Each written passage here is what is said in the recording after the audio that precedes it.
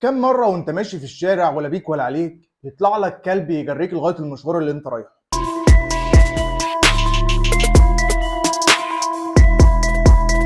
او لو انت راجع من مشوار بالليل ومروح يطلع لك كلب بلدي في الشارع يجريك لغايه البيت. مين مننا ما حصلش معاه موقف من المواقف دي، سواء كان كبير او صغير؟ ناس كتير بيخافوا من الكلاب، بس الناس دي عمرها فكرت تدور ورا حقيقه الحيوان اللي هي بتخاف منه ده؟ يعني مثلا في 2016 في شهر اغسطس في مدينه اسمها بالتيمور في امريكا، كان في طفله عندها 8 شهور اسمها فيفيان، كانت في بيتها بتلعب مع الكلب بتاعها اللي هو اسمه بولو، وكان والدها ووالدتها موجودين في نفس البيت بس في الدور اللي تحت. وفجاه حصل حريق كبير جدا مفاجئ في البيت، وقدروا اهلها يهربوا من البيت لان الحريق بدا في الدور اللي فوق اللي كان فيه البنت. والحريق كان كبير جدا لدرجه ان هم ما قدروش ينقذوا البنت غير لما المطافي تيجي. وفضل اهل البنت والناس مستنيين المطافي تيجي عشان يلحقوا البنت، وفعلا المطافي وصلت. واول ما طفوا الحريقه جريوا على اوضه البنت اللي كانت بتلعب فيها، واتفاجئوا الكلب بولو اللي كانت البنت بتلعب معاه نايم فوق البنت ومغطيها بجسمه. والمفاجأة ان البنت لسه عايشة، كانت مصابة طبعا ببعض الحروق الخفيفة اللي في جسمها، بس البنت عايشة. ومات الكلب بولو بسبب الحريق من انه اتحرق تقريبا كله، وانقذ الكلب بولو البنت. السؤال بقى هنا، ليه الكلب ده ما اتبعش غريزة البقاء اللي جواه وجوه كل الكائنات الحية وهرب ونجي بحياته، وفضل انه ينقذ البنت حتى لو كان ده ثمنه حياته؟ ده حتى ابوه وامها ما قدروش يعملوا كده، واتبعوا غريزة البقاء اللي جواهم وهربوا، ما قدروش يخشوا يجيبوا بنتهم وسط. والكلب اللي هي البنت حتى مش من نفس جنسه ينقذها ويضحي بروحه عشانها. هو مش بس ضحى بروحه عشانها،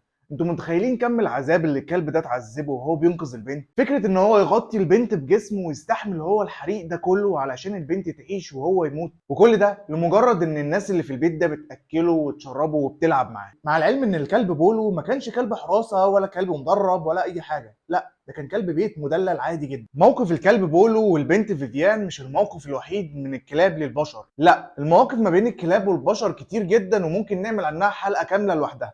لو عايزين اكتبوا لي في الكومنتات. وان الكلب يضحي بحياته علشان خاطر صاحبه دي حاجه عاديه جدا بالنسبه للكلب. الكلب كائن مش مخيف، والكلب البلدي اللي بيجريك في الشارع ده غالبا السبب في الموضوع ده بيكون انت. ردة فعلك وتصرفاتك والخوف منه هو بيبقى السبب في الموضوع ده. الكلاب فيها مواصفات حلوه كتير مش موجوده في كتير من البشر. تخيل معايا كده، زي ما كان في حبوب شجاعه وحبوب صراحه، يبقى في حبوب صفات الكلب، هتبقى ممتازه. يا دكتور حاسس بايه؟ انا مش حاسس ان انا كويس خالص يا دكتور. حاسس ان انا بقيت ضعيف ومش قوي، وكمان انا نادل جدا مع اصحابي. ما تقلقش خالص، علاجك عندي. في دواء جديد انا لسه مخترعه وفيه كل الصفات اللي انت عايزها. هيمدك بالشجاعه والقوه والوفاء. الدواء هناك، خد منه حبايه.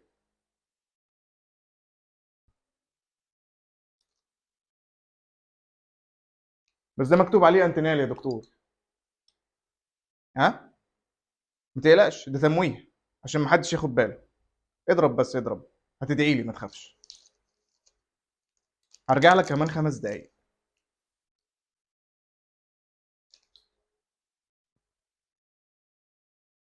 ايه اللي بيحصل؟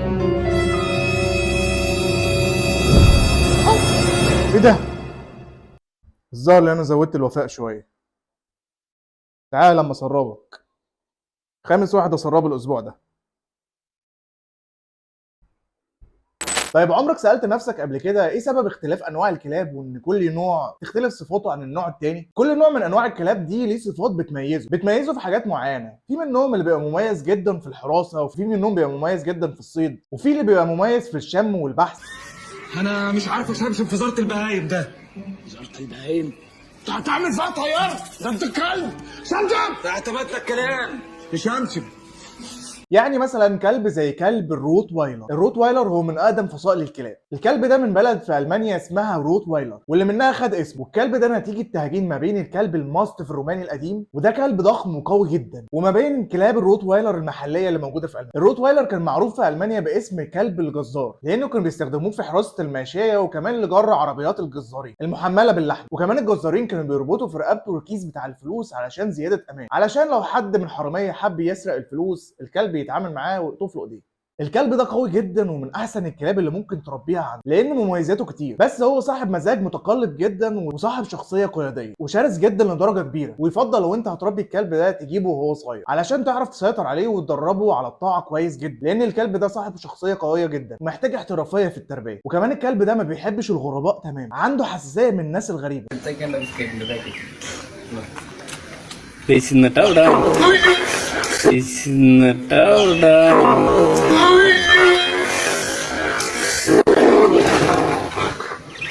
كلب الروت وايلر بيجي في المرتبه الثانيه بعد كلاب البيتبول على الهجوم على البشر.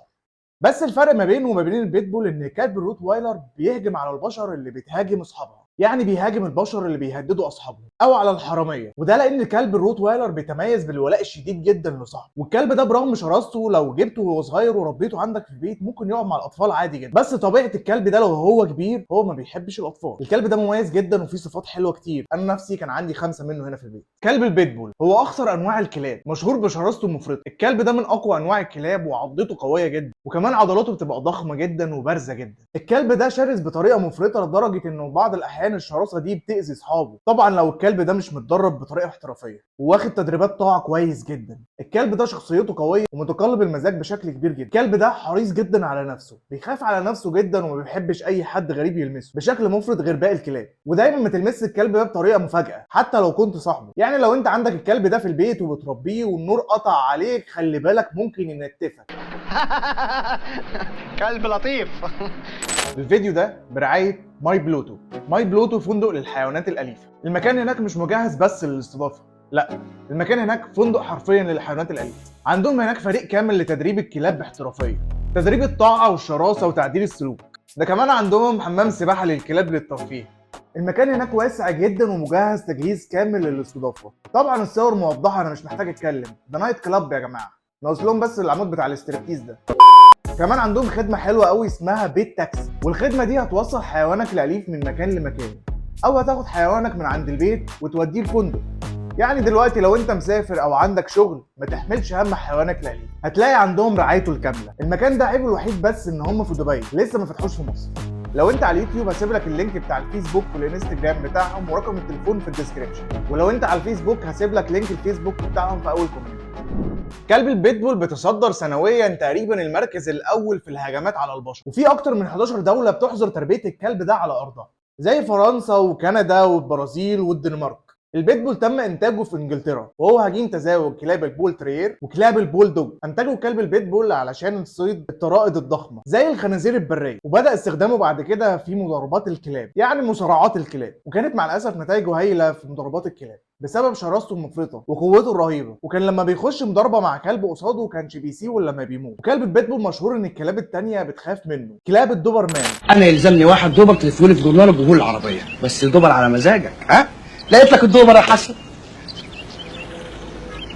اول تهجين حصل لكلاب الدوبرمان عمله واحد الماني اسمه كار فريدريش لويس دوبرمان، وده كان سنه 1890 تقريبا. الدوبرمان هجين من تزاوج كلب الروت وايلر والجيرمان بنشر. من اكتر مميزات كلب الدوبرمان ان هو ذكي جدا وانه سريع لانه بيبقى طويل شويه، وحاسه الشم عنده بتبقى قويه جدا. البول ماست، كلب الماستيف مشهور بقوته الشديده جدا وبنيته العضليه البارزه، وكمان حجمه بيبقى كبير جدا. وكان الهدف من تهجين الكلب ده كانوا محتاجين كلاب لحراسه الممتلكات، وهو ناتج تزاوج كلب البول دوج الانجليزي والماستيف الانجليزي. الكلب ده ضخم جدا وبيتخطى وزن الذكور فيه ل 60 كيلو جرام. الكلب ده عنيد جدا وما بيسمعش كلام حد ومستقل بذاته وبيتصرف من نفسه، طبعا ده لو انت ما دربتوش كويس. الكلب ده وافي جدا اتجاه لاصحابه وما بيحبش الغرباء تماما. الجريت دان، الجريت دان هو من اضخم انواع الكلاب. طول كلب الجريت دان بيتخطى ال 112 سم. انت متخيل 112 سم يعني تقريبا يوصل لك هنا كده. ووزنه بيبقى من 65 ل 80 كيلو جرام، وده طبعا كتير جدا بالنسبه للكلاب. وهو بيبقى هجين تزاوج الماستيف الانجليزي والولف هاوند الايرلندي. كلب الولف هاوند مشهور بصيد الذئاب. كلب الجريت دان ممتاز جدا في الصيد، بس طبعا دلوقتي موضوع الصيد دلوقتي بالكلاب مش كتير قوي، فتحول كلب الجريت دان الى كلب بيت مدلل ولطيف جدا، وبيبقى كلب حراسه شرس وضخم وقوي جدا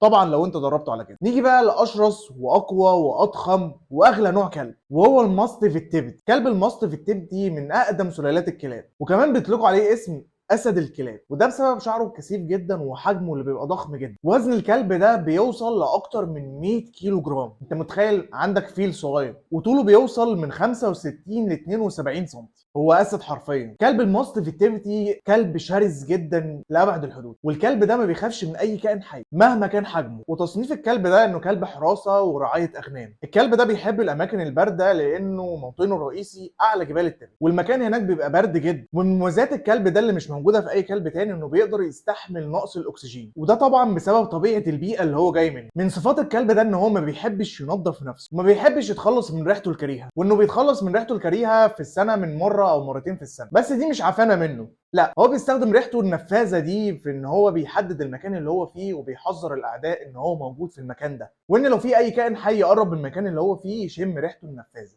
من طبيعه الكلب ده ان هو ما بيهوهوش كتير، ولو حس ان في خطر او في حاجه غريبه بيروح من غير ما يهوهو ويفاجئ اللي موجود هناك. يعني لو انت مربي الكلب ده ونط في البيت عندك حرامي، هتصحى من النوم تلاقي في حرامي ميت عندك في البيت.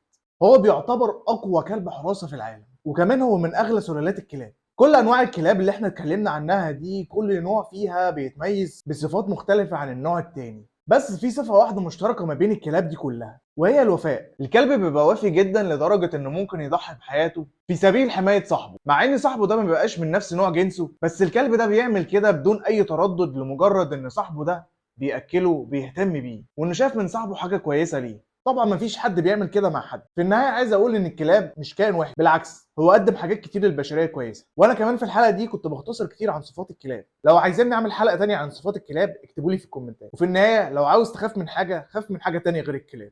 بس كده، لو عجبتك الحلقه او استفدت بمعلومه جديده اعمل لي لايك وشير، ولو انت على اليوتيوب اعمل لي سبسكرايب. انا حسين الزيني وده الشباك. سلام.